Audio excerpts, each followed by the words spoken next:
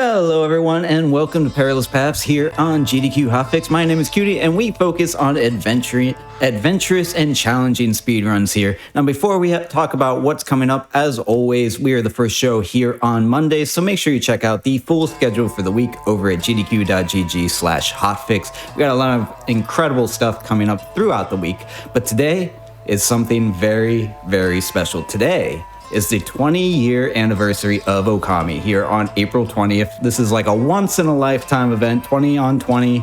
We're not going to make a month and date joke on that, but today is Okami Day, and we're not doing Okami because it's a long game, but Scenic Route is going to be doing a 4-ish hour glitchless run of Okami, and I brought a little, hopefully that pops up somewhere. Move that. A little lucky charm for us here today. Yeah, I got that in Japan out of a gachapon.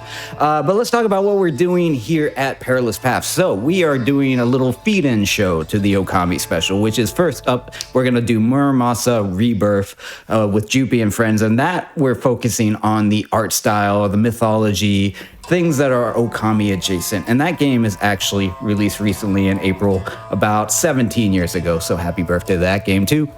And then we are going to do Zelda II with Ice Blue. Okami is famously based on Zelda series, more specifically Ocarina. We're doing Zelda II.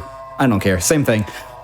We're going to be taking a look at that game too. I'm really, really excited for that. And we're also, as a bit of a joke, doing a little something special for Perilous Paths here today, which is we are not counting up. We are counting down. Our runners today are very confident in their abilities. We were joking about it in Discord and on the chat. So everyone gets a countdown timer today. It's Mercy Kill because it'll be fun. Anyways, that's what we got going on today. Our show will be a little bit shorter to accommodate Scenic Route later on, but make sure you stick for the whole thing because, like I said, it's going to be a special day for Okami and for everything else related. So let's go ahead and bring in our first group, which is going to be Muramasa Rebirth, any percent Okoi. We're doing the PS Vita re-release here with Jupi, Lucifer, and Squares. How are the three of you doing today?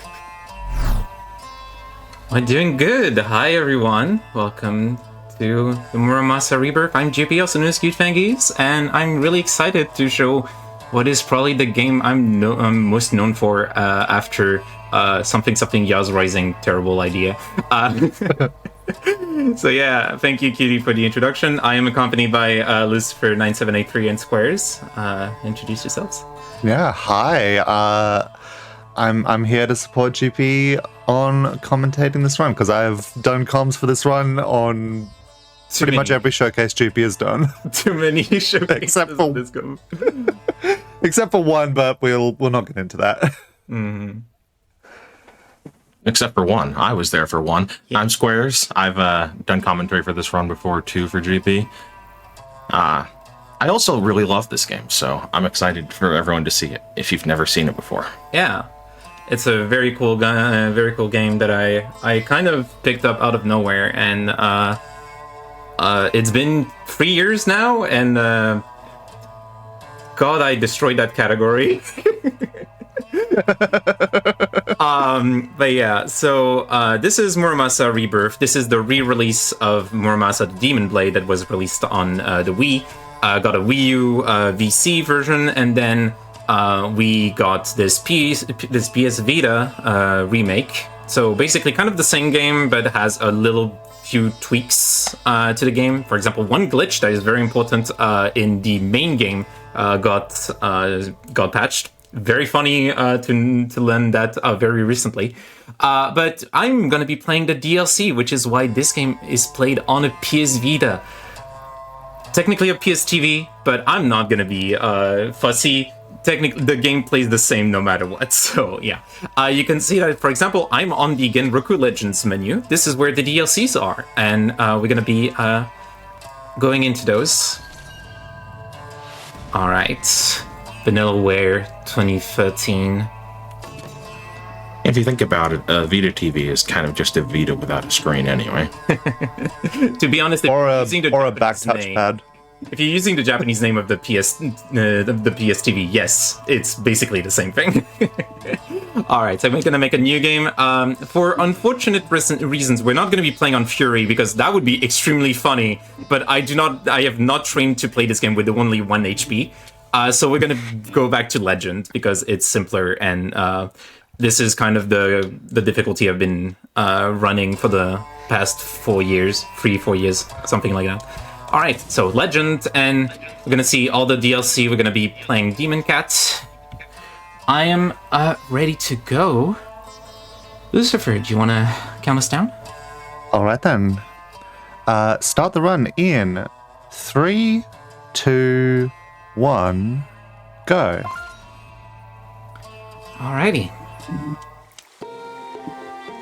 And we're off. We start with a bit of dialogue here with Okoi and her brother. This is a different Okoi. Yeah, different Okoi, not the one we'll be playing as. Don't worry, we will be explaining how Okoi features in all of this. Because we're playing this little baby cat. Hi, Mike. Just a perfect little cat. Yeah, we love Mike. Yeah. So unfortunately, Mika's mistress, Okoi, kinda got assassinated. Oh no! And That's the game, everybody. yeah, that's all right. Mike drinks the blood of Okoi and becomes a Nakamata. Yeah. All right. I'm gonna go immediately into a boss fight. Can you two explain what yes. I'm doing because it's gonna be busy. Oh yeah, we see GP has immediately started ripping into one of these twin assassins here. As each of these yellow life bars gets depleted, I missed the orange life bar there in its 2 segments will go down depending on which of the two has had their yellow bar depleted. We also see that these gentlemen have swords. They're currently broken at the moment. Well, one is. The other one just pulled out a fresh blade. When the swords are intact, they are blocking every strike, but their swords are taking damage.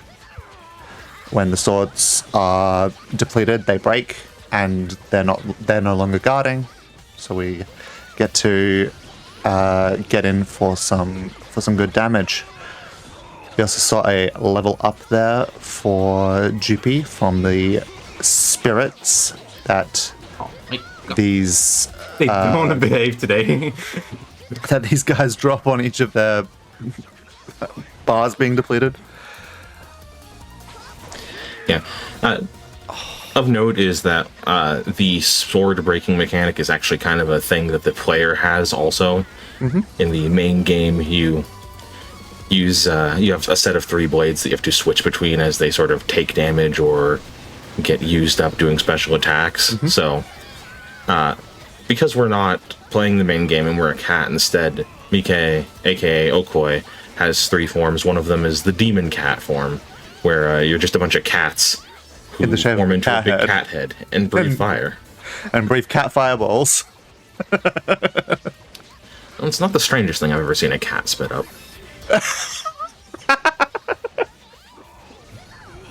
I'm afraid now. See GP doing what you're going to see GP do a lot is that sometimes the 3 forms of the top will start to glow, and you can switch forms to perform an EI attack, which is just a big full screen hit. Yep, it's very good. No. So yeah, in the game logic, they were done with the juggling meter, and so they just didn't let me finish. All right, there's one down. This last individual has 2 bars left. That blade is being real sturdy right there. Yeah, I'm gonna try to force a combo. Ooh, That's gonna be tight. You know what? No! Oh, video game. oh no. It's okay. There we go. Yeah, There we these are go. really stubborn. Yeah, sometimes There's our they do not first- want to work. Our first boss fight of the run completed. Well done, GP. You're welcome. The first and most normal. Yeah. Do you think that this Here we guy have- is not normal? Here we have Shigematsu. He's a bit The bad guy. at unease, not seeing a report from his assassins that he sent to kill these two young adults. Pay no mind to the girl with the cat ears and the two tails. It's perfectly normal. Look, it's just a fashion statement among the youth. Yeah. Everyone You know, knows like, that yeah. in adult periods, cat ears were very cute. And now Speed. Go ahead. we have our first overworld traversal segment. We're going off to the left here to save at this shrine. This is a surprise tool that will help us later. Oh damn! I love surprise tools. But now we're off on our way towards the right as we head out to our next location. Here we have a couple of wandering samurai as a random encounter. We're hoping to see a Magatama drop from swordsman enemies like these. Magatama restore the spirit gauges of our various forms. And here we have some shinobi. Another fight that we want, but not for Magatama. Shinobi will drop smoke bombs. Bombs let you just immediately leave a random encounter. You just They're a have to delete Pokédoll. the random encounter. There you go. They're your Pokédoll. You just run away from the fight automatically. Yeah. No smoke. Sadly, bombs. no smoke bomb. Yeah. Never lucky. This game has the bad tendency of not wanting to be nice until it's literally a practice for an event. All right, I'm gonna do a little funny thing called Mike Skip. We're gonna hope. Come on, We please. transform into Mike. Let's go. And Mike's smaller hitbox lets us avoid getting hit by the toads in that full screen encounter there. Some encounters in this game are full screen, meaning the doors are there and they're open and you can just leave. Others are Just like in real life. Yeah. You can just leave. just hit the bricks. And if you didn't know, just like in real life, cats have smaller hitboxes, so you can better avoid enemies. If you're ever, if ever you want to avoid your enemies, just turn into a cat. Yeah. All right. Can't do that right. So here we're going into a little bit of a wrench in the path, but we know where to go. Yeah, this game is not quite. I wouldn't call it a Metroidvania exactly, but it does have a big, sprawling world map where you can find things. And we're intentionally avoiding that save point right there. Yeah. Yep, we don't need it. Saving time. No, saving doesn't save time. Saving time by not That saving save. the game. Some save points are okay. That save point's not okay. Yeah. Yeah, the save point that was the surprise tool that'll help us later. That was a very important save that we took. Yeah. And we'll see the payoff for that after our second boss fight in the run. Yeah, I'm gonna take this safety recovery pellet. Yep, that's just a item you can pick up from that screen. It's always a recovery pellet. Like all of the items that I've found on the map are always the same. God, could you imagine a randomizer of this game? I would. And To be honest, there's not much to do that would help with the randomizer, considering that this game just works very well even if you don't need like all the items. yeah, guess it like would be better randomized if you'd, like- encounters, randomized bosses, room rando, door rando. Yeah, probably. That would probably be more of a more fitting. Or like what levels the different like seals that block you off. Yeah, probably. Because- Here, we have a merchant. We're going to buy some cabbages and a cabbage stew recipe.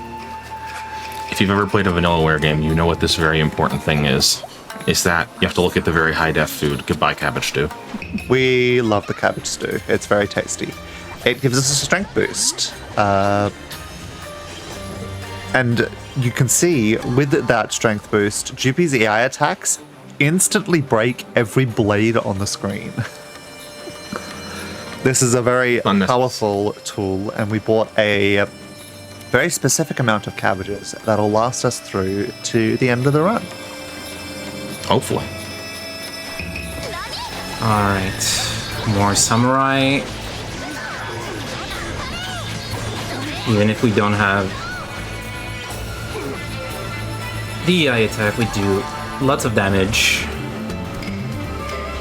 And now we continue going ahead and reaching Kai. As we head into Kai, GP, what did you learn about the cabbages in this game when you were practicing for RTA in Japan? They're weird. I've not heard this. I want to hear this story. So basically, you have a specific number of cabbages that are mandatory, but also you can make it so that you basically can work without it. Like, oh, sorry. There we go. I did. Good bird. Quick kill on the pheasant. Good quick kill. Yeah. So basically, cabbages times are very weird, and they're kind of dependent on the length of time that they stay active is dependent on combat and also movement. So I'm kind of trying to maximize my time in those situations, and also because of that, that means that if you want to be optimal, you need only 6 cabbages instead of 7. That I picked. 7 is mostly for safety. 6 is the optimal, although I did manage to do a run with only 5 cabbages at some point, which, big shock, was not faster. I was actually more alluding to the localization. Oh yeah, the other thing. Sorry. Apparently, in Japanese, this game does not talk about white cabbage. It talks about the Napa cabbage, which is a different type of cabbage compared to it. Like it's a sort of, it's not the same thing. And so. Yeah. For some reason, the translation, which I believe is still the Wii translation, because the PS Vita game has a different translation from the Wii version. I think that they couldn't change that, so they had to keep that way. Napa cabbage, that's the one that came to Earth with Vegeta in the Saint Saga, exactly. Right? Exactly. Yes. We did a little bit more shopping there. We picked up a safety Magatama, as well as a Mantis Gauntlet. Right, that also increases strength. Yes. Mantis Gauntlets are an equipment that increase our attack power by about 1/5 at this point in the game. Yeah, it does a +4. Which... +4 from its base of currently about 20.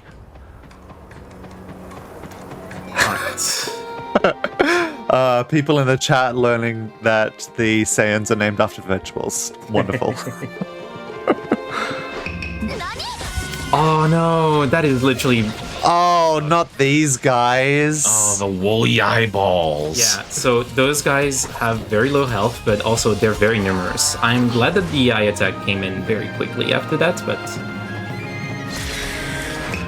They're very annoying. Sometimes the EI attack won't hit them because they'll be off screen. But I was safe. And sometimes but I was not getting Oh. another encounter. I do not have any Oh no. food. Kappa as well. Yeah. Kappa are just menaces. Yeah, Kappas are terrible because they like to hide in the water. As you can see underneath, there's a water source, and they will hide in there. They just jump down. Sometimes they just become Can't be hit. invincible. Yeah. They have They're just long very items, frustrating. So I'm... oh my god. Oh my god. They need to chill. Then And we haven't even had a single smoke bomb yet. Like, this would have been perfect smoke Oh my bombable God. encounter. this is really bad luck. Why are you going there? Oh my god. We're done. These Fine. Kappa. And there's the AI attack. Getting punished. I'm getting so punished. I saw that. Oh, This is what God. you get for getting a for getting a PB just before doing this, like a couple days ago. A week, yeah. A pig. Let's go pig. Pig. that You didn't get to see it, but there was a pig. yeah. See? There's the meat from the pig. Sometimes the random encounters are just animals, and they give you food. Yep. Yeah. You need the recipe to cook with the food, but so that's for later or for your casual playthroughs. Oh yeah, and this is the level up screen, the skill tree, which in the DLC mostly just gives you stats and equipment, but in the main game would be a huge tree full of swords. So many swords. What a Another pig! Not- What is this? big festival. I can't believe I called the fight right as up right before. Oh my gosh! It's okay. We have the boot. We have the EI. We have the EI. It's okay. Did you know, chat, that Kappa have to balance a dish that is part of their body on their head, and they have to balance water in it? Just a fun Kappa fact. Thank you, Wikipedia. They're also very polite, so if you bow at them, they will bow back. Yes, And, which will you know, make spill all the water fall out of their Yeah. forehead dish. That's how you beat them. Ah, terrible. Alright. So now in How else do you Musashi. teach children that they need to bow?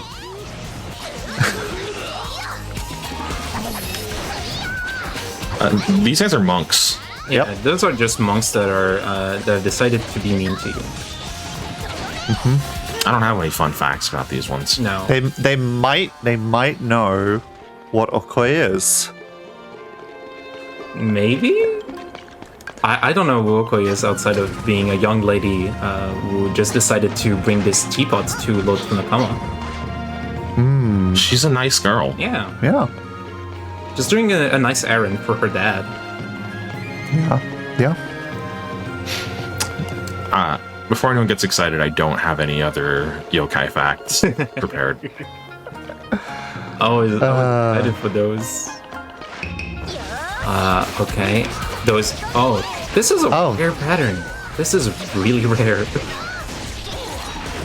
Usually it's like 4 blues and 2 gray. That was what, Maybe 2 and 2 of one- each? No. Yeah, it was 2 of each, but we didn't get a smoke bomb, unfortunately. Ah, Never lucky. what a shame. Yeah. We might just get a smoke bomb less run. But with this, alright, we do not have any more encounters for this section. And now we're gonna get into a boss. A little bit of a safety save. Though that save point is okay. You're allowed to use that one. Yep, that one's not a save at a shrine, so it doesn't mess with our save at the shrine from earlier. Alright. So, we just got to Lord Tsunakama's abode, but unfortunately, we learned that our dad, kinda gone. Also got. Yeah. So unfortunately, now we're very filled with rage, and we're trying to devise a plan to get back at Lord Wakamiya, who is kind of the political enemy of our dad. And now we're fighting inside a giant manor, and first of all, we have this giant ogre, accompanied by what I like to call reverse Medusa heads. Yeah, you're gonna meet a lot of very strange Japanese yokai. Ooh, in this that is section. not good. Ooh, the grab. Oh no, got grabbed. There might be a chance of us getting like a quick cycle afterwards, but otherwise it means that the fight is gonna get a little slow. Okay, I'm gonna try to get it. It is possible. No, unfortunate. If we see that pattern with the eyeball sending little projectiles, this is technically possible to remove half of the entire bar of the ogre. Yeah, first phase done. Now, we see a Tanuki, and we're going to fight the Tanuki because the Tanuki is being very mean to us. No, please don't stay. I'm trying Get to back here. I'm trying to lead Danzaburo to a place, but now I'm realizing I won't have the boost anyway, so it's okay. Stay here and take your lumps. All right. So this phase We have a bit of next setup. phase. They're not gonna be all nice, but we do have one of the Shirime into the fight, into the. So we've got this big lava plume. big giant head and a couple of Shirime. Yes, those are eyeballs, and yes, they are where you think they are. I don't know. These gentlemen seem perfectly normal. Yeah. Once Jupi defeats one of the Shirime, the other one will get much larger. Yeah, it's Actually, kind of lost track of which one has the most health. Okay, you have the most health. I'm glad I didn't mess up. There we go. yeah.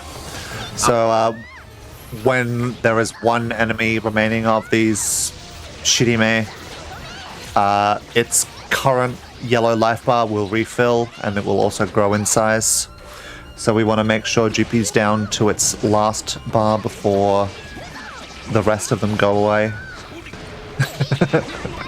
All right. And Just the pattern of this. we're back to bullying the Fight. Tanuki again. Yeah. And now we Phase 5. Yeah. So this phase is a little bit annoying because those enemies will have their necks go everywhere and go in directions that are very difficult sometimes to track. Yeah, we can only attack their heads, but their bodies are still causing us trouble. The one on the left here has the Rokurokubi. Thank you.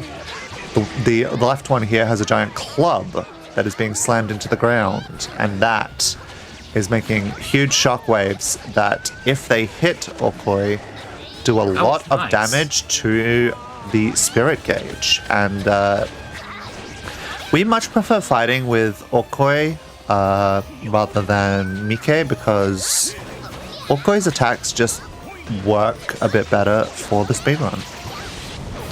That is okay. Ooh. So There this will is- break. So- It happens. Unfortunately, Yep. I had very low spirit gauge on my Okoi form, so I had to go with this. I'm gonna actually do this. Going to our It's okay to... There we go. So here I'm just gonna juggle the Tanuki. Yep, we juggle the guy. We're back to Okoi. Lovely. The spirit gauges, once they are depleted, will refill over time. But yeah, So once once the bar is refilled, we switch back to the form we prefer and continue our fight. yeah. And it was all a giant illusion made by Danzaburo, this Tanuki here. Okoi seeks Danzaburo out to learn better transformation magic, but Tanuki magic and Nakamata magic don't really work very well in conjunction with one another, so sadly, all Danzaburo can do is give some advice and a magic potion.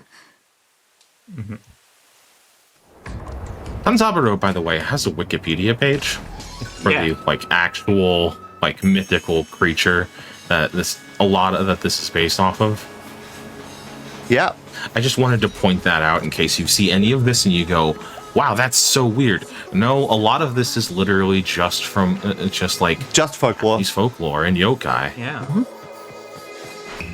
We got to see the surprise tool pay off. We had It happened so fast, I almost forgot about it. Yeah, so I used the bronze mirror to teleport back to the shrine, the last shrine I saved at, which was in Mikawa, which is also where right at the start of the run.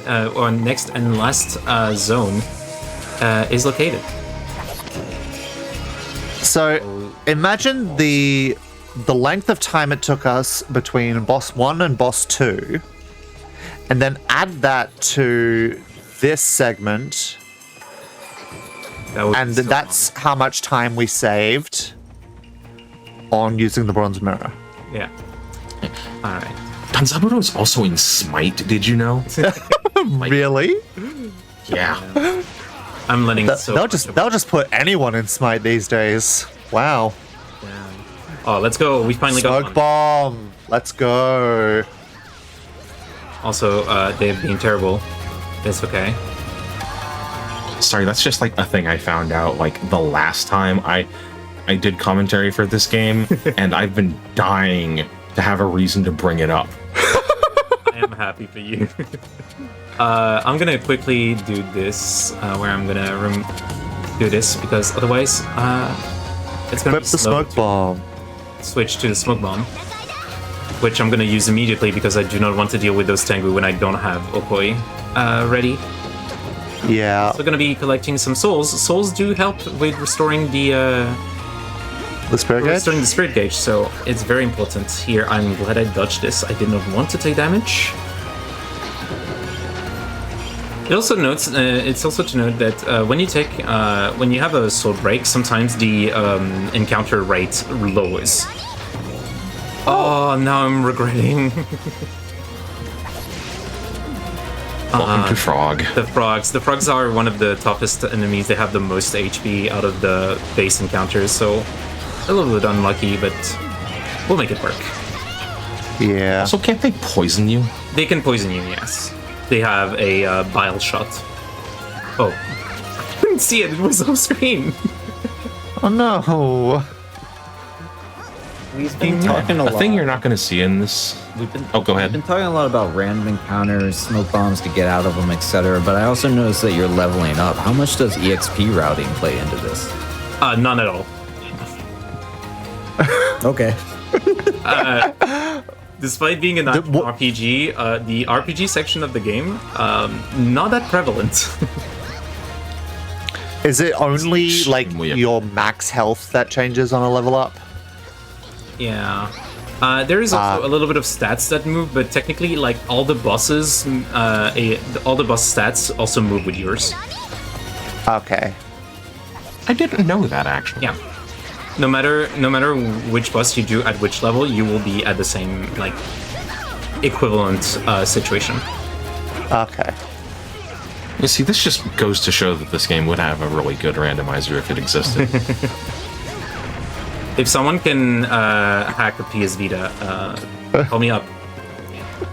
Yeah, you know, if somebody in the audience just happens to be know how to ROM hack the PS Vita game, I'm sure Juppy would love to bend your ear about it. All right. We're returning to more Shinobi. Maybe we can get a second smoke bomb in the run. That would be. I would love to see another smoke bomb. It'd be really nice. Ooh.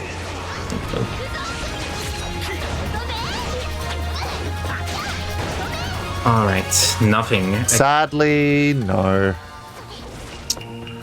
Oh. No smoke bombs. What a Yeah. shame. All right. You won't see it in this run, but there's also another avatar form that Okoi can go into. Yeah, Clear that is monster the monster cat. Sorry. Depending on the form of Okoi or Mike that you're in before you switch to the avatar or the monster cat, that depends on, that is the defining factor that determines what you get. Orkoi has the monster cat, and Mike has the avatar. I believe those were goblins. They're god encountered just which are also yokais. They're not rats. I'm so sorry, but Raytal's mentioned. Ratal's mentioned. Let's go Ratals. Yeah. No, these are the goblins. Yeah. Those are the small demon, small ogres. All right, we're about to approach our big boss. Final encounter. Yeah. Oh no. Oh, We have a little tangle with some tangoos in the meantime. a tangle with some I tango. heard the word encounter, and they were like, "Oh, is that our turn?" That was the alliteration was good. That was some good wordplay. I enjoyed that. Thank you, Jimmy. You're welcome.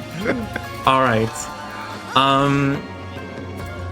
So we're here. We're gonna quickly do a save for safety. Yep. I'm gonna Quick safety save. pop in some cabbage. I'm gonna do a little bit of training, and in the meantime, Cutie, do you want to like share a little bit of love to anyone who wants to know maybe about something GDQ related? Sure. Okay. I will do my best SGDQ impression. Speaking of SGDQ, Summer Games Done Quick 2026 will be live from Minneapolis, Minnesota from July 5th to 11th. That's coming up pretty soon. So visit gdq.gg to learn more or to register for the event, and stay tuned for the schedule coming out May 1st. That's only in a week and a half. But with everything going on in the world, if you are interested in attending, make sure you book your flight, your hotel, etc., because those are likely to go up if things keep getting out of hand. So if you're interested in attending, go ahead and look into that now. And it looks like we got a shadow puppet scene, so I'll shut up. Oh god. Yeah, we get to see the monster cat here. Rated T for teen, by the way. Yeah. I said that in chat earlier. Yep. I wanted to point that out, but yeah, no, rated T for teen, this game.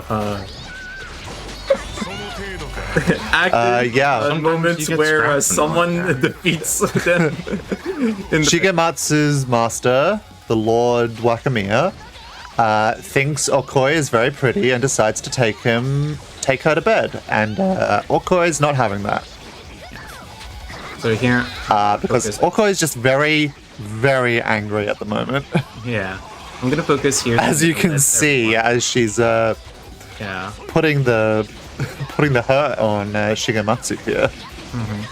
So yeah, big moment where I'm going to be focusing. There's a few things that I want to hit in this fight. The first one is those additional mob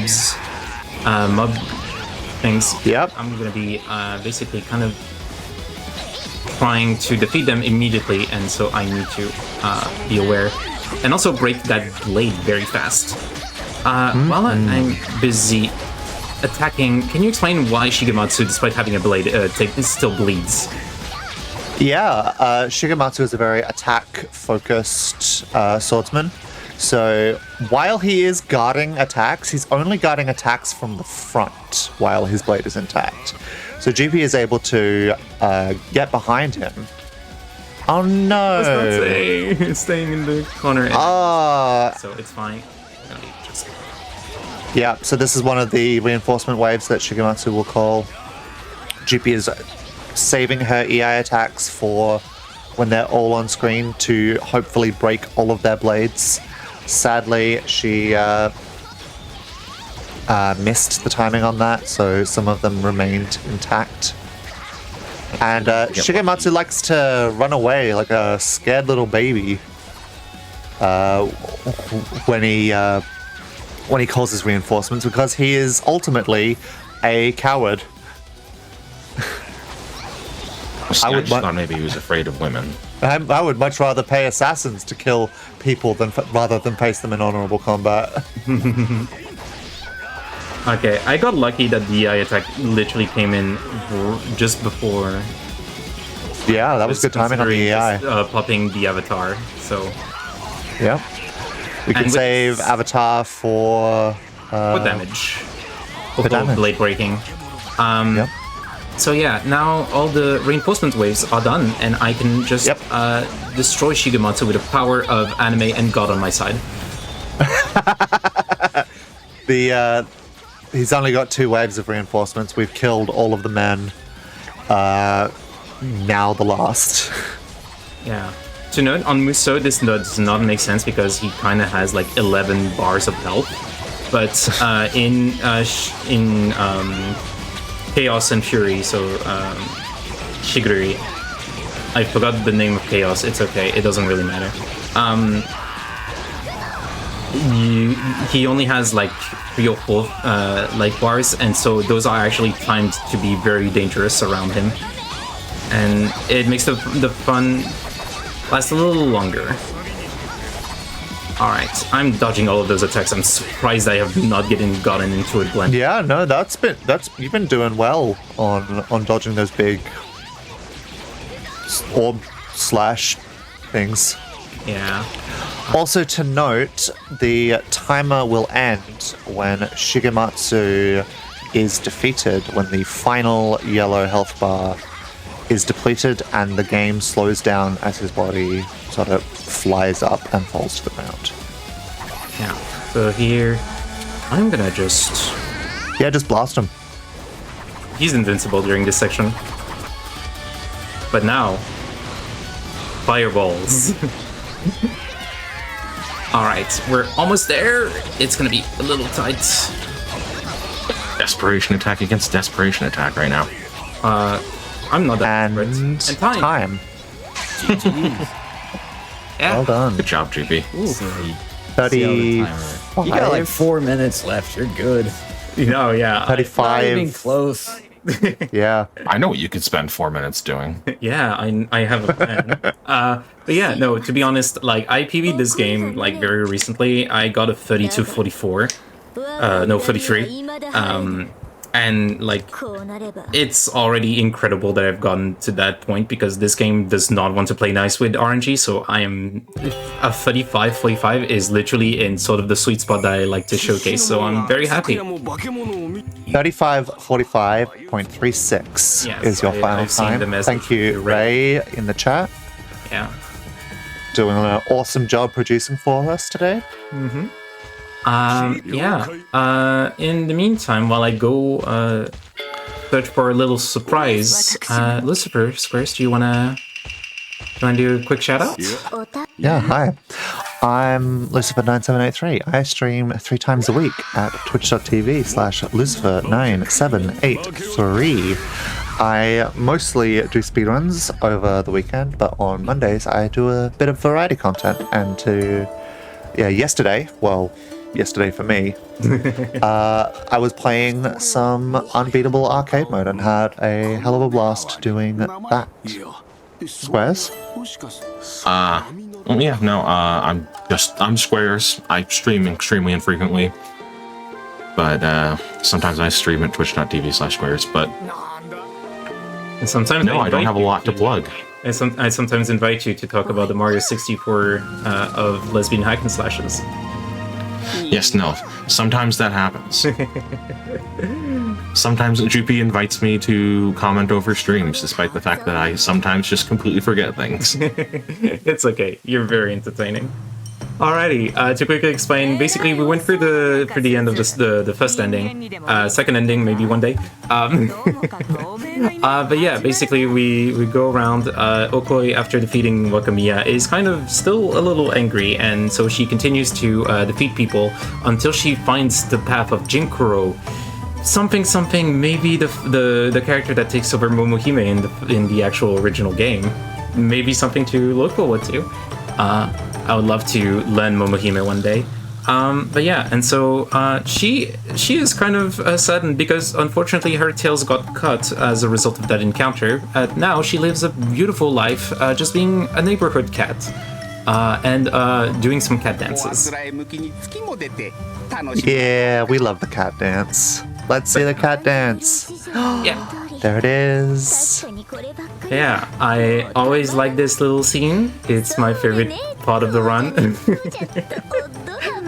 And every time I get to showcase this run at an event, I like to go to this place because, you know what, after all the anger, after all of the things, you know what matters more in life? to have fun, to do a little dance and have fun with your fellow cats. So yeah, I'm gonna do my own shoutouts now. I'm GB, also known as Cute Fangies. I am on Twitch, Cute Fangies as well. I do speedruns, but also sometimes I play games casually, like sort of a mix of variety streamer and speedrunner. And I kind of speedrun a lot of things. Like one day you can see me play this beautiful action RPG. The next day, I might be running Clubhouse Games 51 Worldwide Classics for some reason. But it's always a lot of fun, and I always enjoy my time. Be it at events, be it at Hotfix. Thank you again, QT, for inviting me for this wonderful Okami day. I'm super happy. I need to play Okami. That's the one thing I need to do. Yes, you do. Yeah, but I like games that are kind of in the vein of Platinum games, and this game as well, like very action based. So Okami is definitely something that I'm looking forward to towards. But yeah, thank you so much for having us, and very excited. Thank you so much for being here. That was an incredible one with tons of time to spare. And if you want to see Okami, don't forget we will have a glitchless run. It's like 4 hours coming up after the show, so you will get to see, I assume, pretty much the entire game if you would like to. So stay tuned for that. I think I'm going to keep spoilers. So. Full of spoilers, I'm sure. We're going to take a quick break while we get set up for our next run, which is going to be Zelda II by Ice Blue. Now, while we're doing a break, if you're interested in getting more involved with the GDQ community, you can always join the official Games Done Quick Discord and add the Hotfix role to get updates on upcoming events, chat with staff, and more. So use !Discord in chat. I'll throw that in now so you can get an invite and join while we are on break. But don't go anywhere. We'll be back in just a few minutes with another run. Hello everyone, and welcome back to Perilous Paths here on GDQ Hotfix. We are in the middle of a tribute to Okami. So right after the show, we are celebrating Okami's 20th anniversary here on 420 with a glitchless run on the scenic route. But before we get to that, we're doing games that have somewhat adjacent things to Okami. So we just finished Muramasa Rebirth, very much in the artistic watercolor Japanese paint style with yokai, etc. mythology. Now Okami is also famously influenced by the Zelda series. So we are going back to the roots of Zelda. We're going back to Zelda II here. This game is almost 40 years old. My goodness. And as a special treat, you might notice from the last run that we did a countdown timer. Now, due to no fault of Ice Blue's own, the last time Ice Blue was on here with Dragon Quest, the game trolled us relentlessly, and we had to mercy kill it. So, we're gonna troll Ice Blue this time and do a mercy kill countdown timer. I'm sorry, buddy, but you're being a good sport about it. So, whenever you're ready, give us a little introduction and we'll get into it. Okay, well, thank you for informing me that we're being trolled here. But hi everybody. My name is Ice Blue. I am a retro Zelda speedrunner. I also dabble in RPGs, like Cutie was saying. And I guess I have a taste for masochism, since I like to play, RPG speedruns that, decide, they're gonna spend 30 minutes on the final boss and just not let me through. But yeah, this is Zelda II. This is considered, I guess, widely considered as like the black sheep of the NES. But in fact, it's actually one of the most fun speedruns I've ever learned. And it's my favorite speedrun. It's a unique combat system. It's a unique leveling system. And Link still picks up some of his iconic items, like the raft, the any key, things like that. You still get your heart containers, but now we have magic. And I'm sorry in advance, Cutie. This one was for you, since you wanna call me out like this. We're cursing live here with these file names. Oh no! How dare you? But yeah, this game I have been running for about 7 years now. My PB is a 1:15:21. My goal time here is a 1:13. And that's it's gonna happen soon. There's a lot more that I need to learn, but I am ready to go, and I'll kind of explain things as I go along. I'm ready to go. One Cutie, are you second ready to go? before you go, Yes. in case this helps, because you are on a countdown timer, we have a hype train coming in Oh, for snap. your run. We have subs that are 66 months, 82 months. Thank you all so much for supporting not only GDQ for, I can't do math, but literal years, but also supporting the channel and, of course, showing up for Ice Blue's run here. So remember that your subs, gift subs, bits, cheered, etc. all go to help keep our shows running. And if you're enjoying the stream, you don't have to just contribute monetarily. You can always share the stream, let people know what you're watching, etc. But if you do sub, you get emotes, ad-free viewing, all that fun stuff. So always consider, subbing. If you got a Prime sub sitting around, any of that stuff, feel free to send it our way. But since we have a hype train going, I wanted to shout that out before we got started. So that is all of the good luck and energy and spirit bombing, whatever, going your way, Ice Blue, because I know we're trolling you with the timer. Whenever you're ready, you can give us a countdown and we'll get into it. All right. So yeah, we're gonna go ahead and get started in 5, 4, 3, 2, 1, and go. Good luck, have fun. Thanks. If you have any questions, Cutie, please throw them to me. I have all the questions.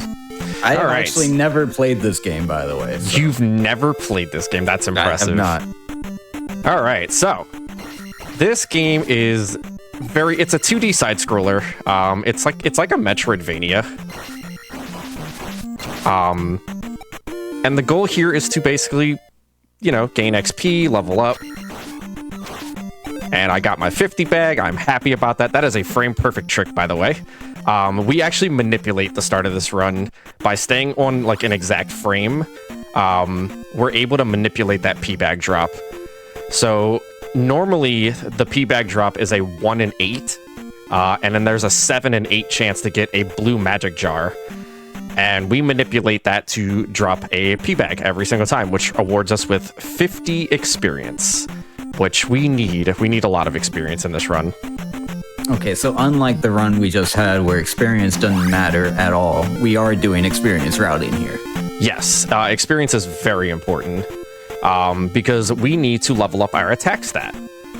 And our attack stat will let us, take down enemies a lot faster the higher we go. And we want to exit this first palace coming up here at attack 4. That was rude. Just throwing stuff while you're holding the heart up. He throws toenails at us, but yeah. As so you there's do. There's a lot of static tiles on this, on the overworld that have like forced encounters, like this one, for instance.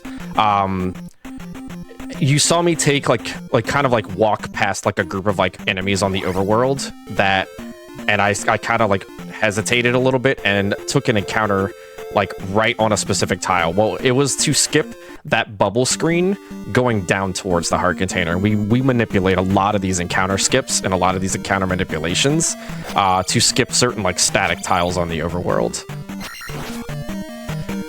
There's some kind of like swag strats you can do in this palace for about a frame or two, as long as you keep your beams. You can actually kind of beam wrap the thing like to the other side of the screen, and you can take down those like little like bouncing I call them tin suits, but you can kind of like wrap the beam to the other side of the screen and take them out, which we kind of missed there, like that. So it doesn't save any time, but it looks cool. I was gonna say it's really swaggy though. It reminds me of Sub-Zero, no, Scorpion in Mortal Kombat, where you do that stuff in like the old versions. Yeah. All right, so this is Palace 1. We've kind of been in here for a few. Palace 1, so the objective of this category, it's 100% all keys. There is an additional thing on it. We have it's 1 CC, 1 credit clear.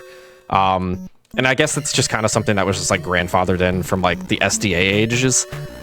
And so that just means just no game overs, which kind of like a given, I guess. But 100% all keys, so we need to collect every single key in the game. And that includes boss keys, that includes even the keys, even after you get the any key, we still need to collect keys. That looked exactly like Mario right there.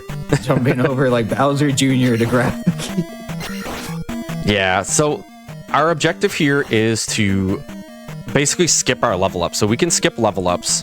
So like 50 experience will get us life 2, 100 experience gets us magic 2, and then 200 experience gets us attack 2.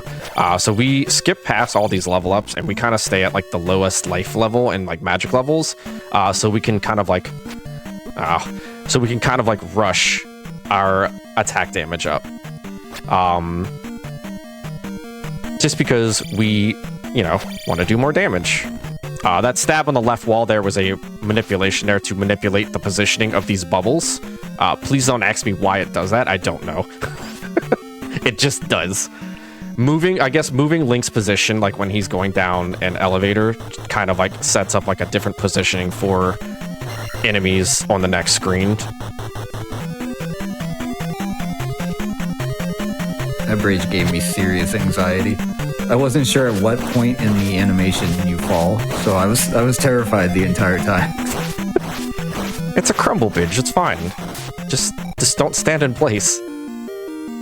Oh, and I forgot to mention, and I'm sorry, because I'm usually pretty good about this. There is a lot of instances of flashing lights in this game. Picking up items, casting a spell, dying, bosses, like boss dying. There is a lot of flashing lights. And I try to... There's like one instance where we do take 3 death abuses. And I try to like mention that when it happens. So if I forget, I am very sorry. When you say death abuses, I thought you had to do it on one line. Oh no, it's... Oh good, we're gonna get attack 4. No, it is one continue, so we get extra lives.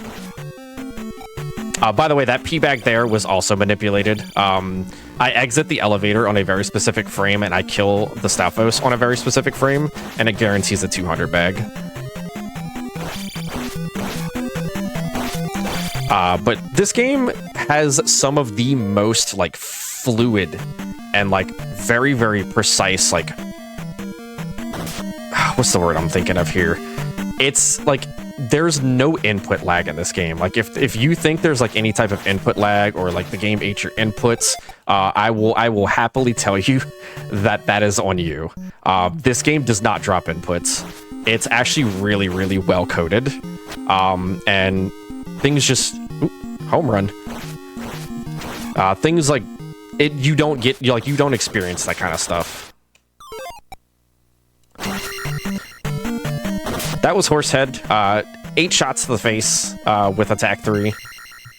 And takes him down. And we kind of line up our experience at the end of every palace to get the maximum amount of experience that we can. So there, I was able to skip a level up right before, or right after Magic 2.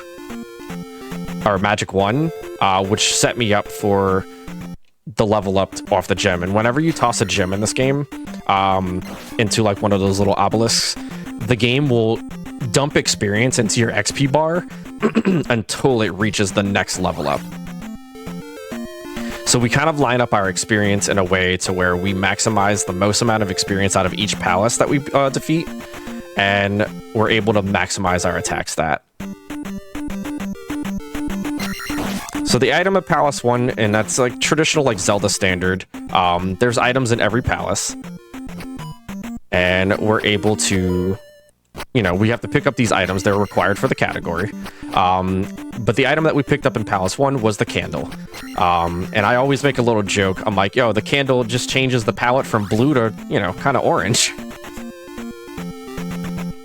So when we're talking about things we have to pick up for the category, what does that include? Is there anything we're skipping, anything that doesn't count?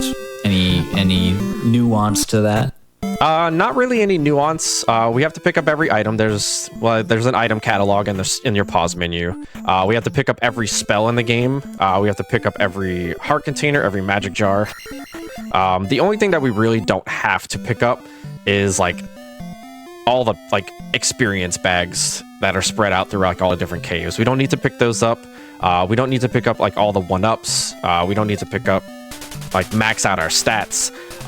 If everything goes properly, we're gonna end this run with attack 8, magic 8, and life 6. That is our final tally on our level ups. Okay, and there's no like map tile type element or anything else unrelated to items. No, I mean, they're kind of like, it's yes and no. There's specific tiles on the overworld that you can like tell that there's like something hidden there. And we're gonna be seeing that soon after we get through Death Mountain. There's like a boulder, so we're gonna get an item in Death Mountain called the Hammer, and we use that to break boulders on the overworld and like chop down forests. I don't know why a hammer chops down the forest. And there's like a specific spot on the overworld, like where we break a boulder and there's an item under it. Whew. Love the lag there. I take life 2 here as like a safety precaution because like the next section of the game, we are definitely like heavily under-leveled for this. And Death Mountain is very scary. That was a big jump. I can't believe Link got up that. That looked like you needed a Metroidvania skill or something to get up that cliff. So we actually got the spell in the town there. Oh. So the spell is called Jump, which doubles Link's jump height. Normally he can jump, I think it's like 2.5 tiles. That's Bagu. We just say hi to Bagu, we leave. We don't even let him finish his text box. We needed to talk to him. Coming up in the next town, there's an NPC that will only let us cross the bridge if we know Bagu. Whew. Those are out for blood tonight. So yeah, Link's normal jump height is 2.5, I believe. And if you're 3 tiles away from, like, if you're like have like a full momentum jump, he can jump up 3. But jump actually doubles that. So we're able to jump up that like large cliffside there to progress further into the game. So we go into that house there. There is a hidden mirror underneath the table there. And this NPC here, if you talk to her beforehand, she's like, oh no, I lost my mirror. Well, her mirror is next door. She can't walk herself. So we go and we collect the mirror, and she's like, you can go talk to my father. And he teaches us the life spell. So we are going to go over here. The life spell restores 3 health blocks at the top. So statistics numbers, if you like numbers like I do. Each one of those squares underneath your life and your magic are 16. There is 16 stripes of pixels in those. It doesn't look like it, but there is 16 in there. So we have a total of, let's see, what's 16 times 5? Is that, what, 80? 80, yeah. Yeah, so right now we have 80 health. Magic, same thing. And which is why, like, whenever you look at your spell list, you'll see, like, that there's a number at the end of each spell. So there's a cost of every spell that we have. There's a nice little cool little swag beam coming up here. Hopefully the bots aren't jerks. This is like the equivalent to like bats or birds or jerks.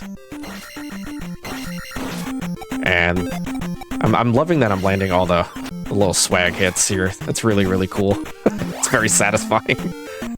And I think I saw in your splits when I was in your stream, you have like thousands of runs of this game, right? So I do, yes. Anything you can do to make it a little fun and little games within games, and oh, I got this swag hit or I did this thing, like that's what, you know, keeps me going anyways. It's like, oh, I got it this time, or I didn't get it. Ooh, good pattern. Yeah, no, like I don't have. I kind of didn't go over like the drops either. I'm sorry. I don't have all my like attempts on that one set of like splits. I've like deleted splits and like remade them, so I think I have roughly about 5,000 attempts at this game. Okay. It's definitely up there. But all right, so drops. So in this game, it's kind of like how Zelda 1 is. Zelda 1, you have your enemy drops. So every enemy has like a drop on the table, and you can force bomb drops,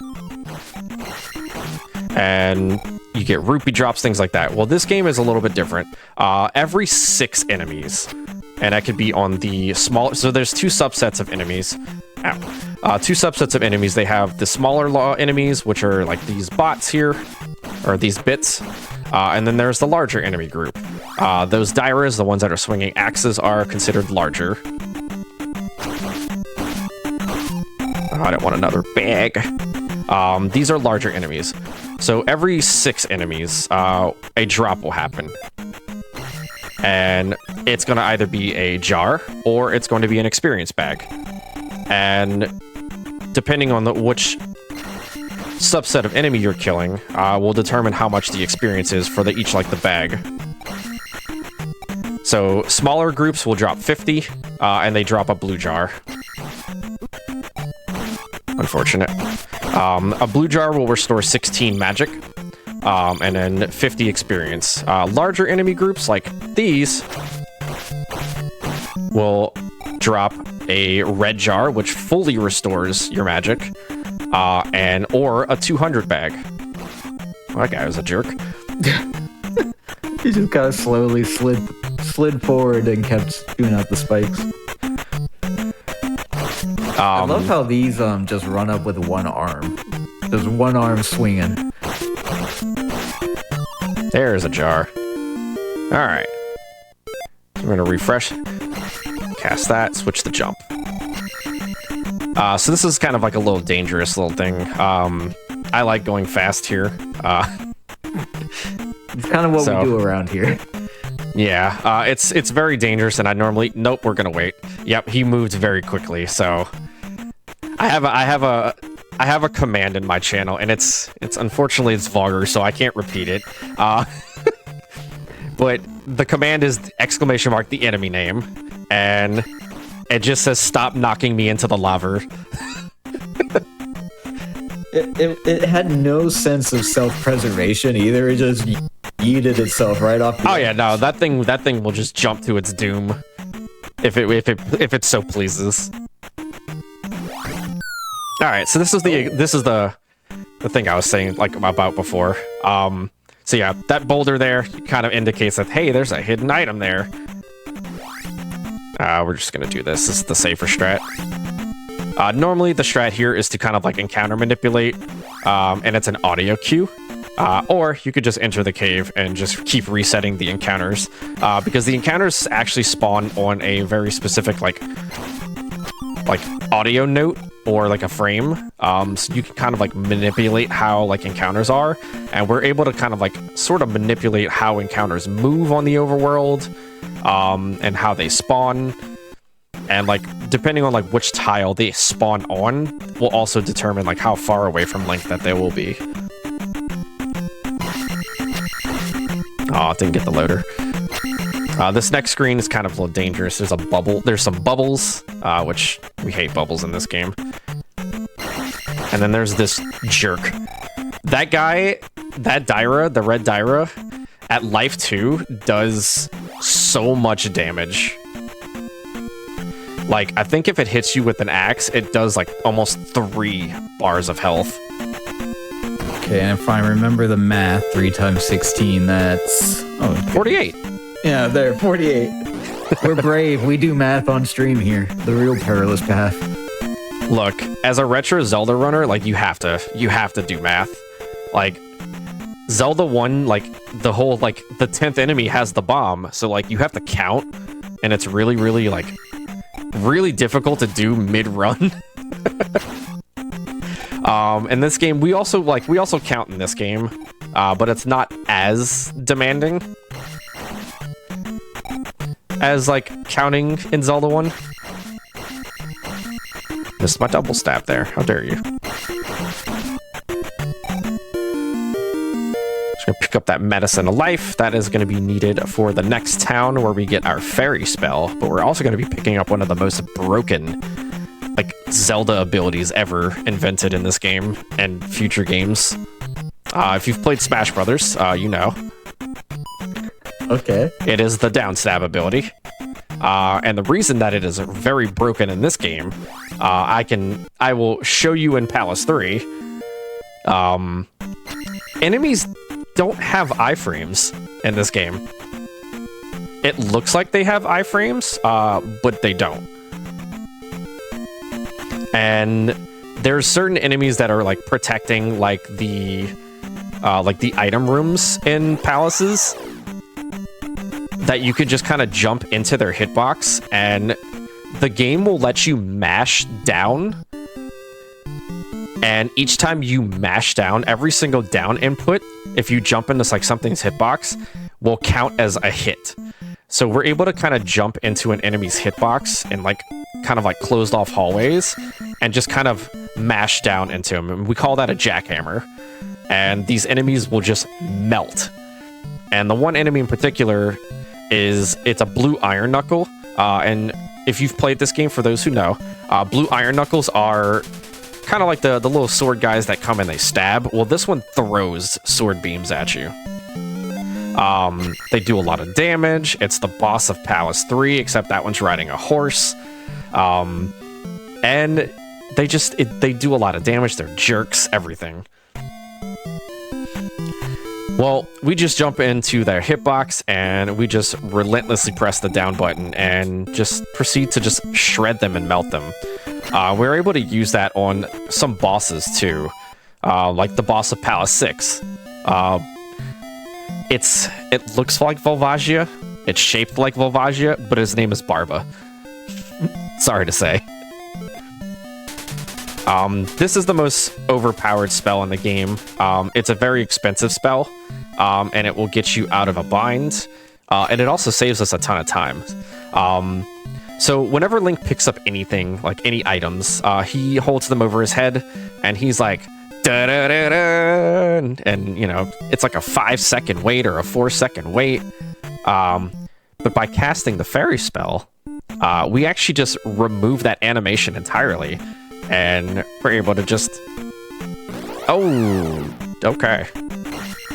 That was an interesting pattern, but okay. Alright, so this is going to be a little suspicious of a walk. Let's see if we can handle it this way. Okay, should be good. Alright, but yeah, so the casting fairy and then picking up an item will just remove the animation of like Link just standing there for 4 seconds. So we're just gonna grab it, turn into a fairy, and we're able to just freely immediately move. There is another thing that we can do with fairies. It is very banned in this category. You can actually skip the need of needing keys for doors. Do a little pause buffering there to see how the encounters spawn. So yeah, you can skip the need for keys on a door by casting fairy. The fairies can just pass through doors. Right through the keyhole, I'm guessing. Yep, pretty much. But it is... Oh, unfortunate. It is banned in this category because we have to pick up every key. Could you that do walk? It? I don't know if it would be useful, but could you still use the fairy to go through doors and just collect all the keys? Like, is there any sequence breaking or something you could do with that? No, because the ferrying through doors is not allowed in this category. It will be allowed in like something like NMG, any percent NMG, but this category like specifically bans ferrying through doors. Oh, okay. I thought it was just because you had to collect the keys anyways, but the trick itself is banned. Yep. And then there's also a glitch that you can do with a fairy spell. So there was a runner, I forget the name of the runner, and I'm sorry, I'm usually better about that. They were doing some stuff with their feet on a controller. Don't try that at home. And they were using the fairy spell, and they accidentally, like, one frame tapped like in the fairy form, like off screen, and the screen was still active, but Link was like not on screen, and they tapped. It was Saber. Okay, they tapped the opposite direction, and they ended up finding out that there is a trick, and it's now aptly named Fairy Feet. And there's a trick that will, like, if you cast Fairy and you one frame tap off the side of a screen, and it keeps you on the screen. Oh, unfortunate. You can basically skip the entire screen. So it puts Link in like this like weird state where like he's in between the barrier that exits the screen and the barrier that is on the, that says, hey, you're on the screen. And it doesn't know which side of the screen you're on. So if you do this, go off screen and then tap the direction that you're walking. Nice. Trying to be a jerk there, I see. Then the game will say, hey, you cleared the full screen. And in like the NMG categories and all the glitch categories, it's used a lot to skip like some of the dangerous screens. Nice lag.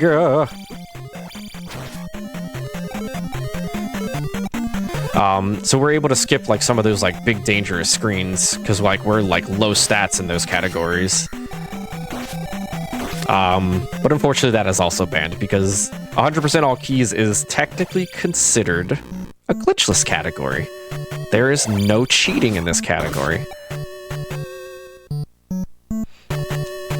Runners have also found ways now to kind of like set up doing a technical fairy feat without using fairy because you can just do it with Link sprite in general. I'm not good enough to do that, unfortunately. I thought you were gonna say without using their feet. Yeah, pretty much. Like it's with like some runners do pause buffering, some runners do like sword buffering, like stabbing and then kind of like trying to inch Link like one frame over. But yeah, it's a pretty nifty trick, and it saves a lot of time. Any percent, like the any percent category that uses like all the glitches and like I think the record is like 12 minutes. Yeah, they utilize that trick a lot without the fairy spell.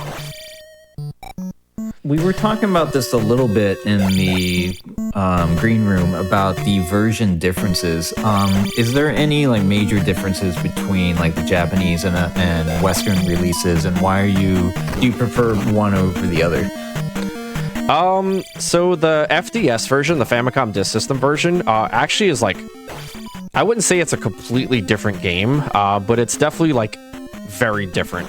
Like the entire overworld and like the route and everything is all the same, but like the way that leveling works in that one is very different. So there's no level up for like, oh, life needs 50 XP, magic needs 100 XP. There's none of that. It's just when you get the level up screen, that's your level up, and you could just pick and choose whichever one you want. So the FDS version does get attack 8 much faster. But the problem with the FDS version is you have to deal with the very long load times. So like every single time you enter a town, every single time you enter a palace, it just hits you with the loading screen. It just says, wait.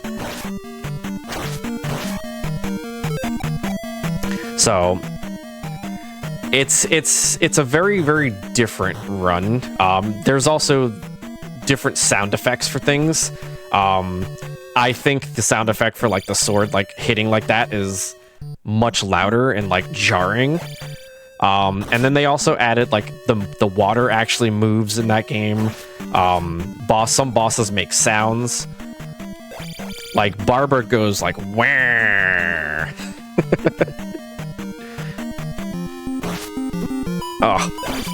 Oh Jesus. Hello? What was that? The hits were weird there. That was a very satisfying animation, though. Just like popping the helmet off, and then it grows another one, and then pop that helmet off. Yeah. So yeah, that's Helmet Head. Nobody dies to Helmet Head. That is just the truth. Oh yeah, yeah. If you game over in the FDS version, then your levels will all drop to the lowest one. So like, say you have attack 8 and you have life 3. If you game over, you will start the game with attack 3.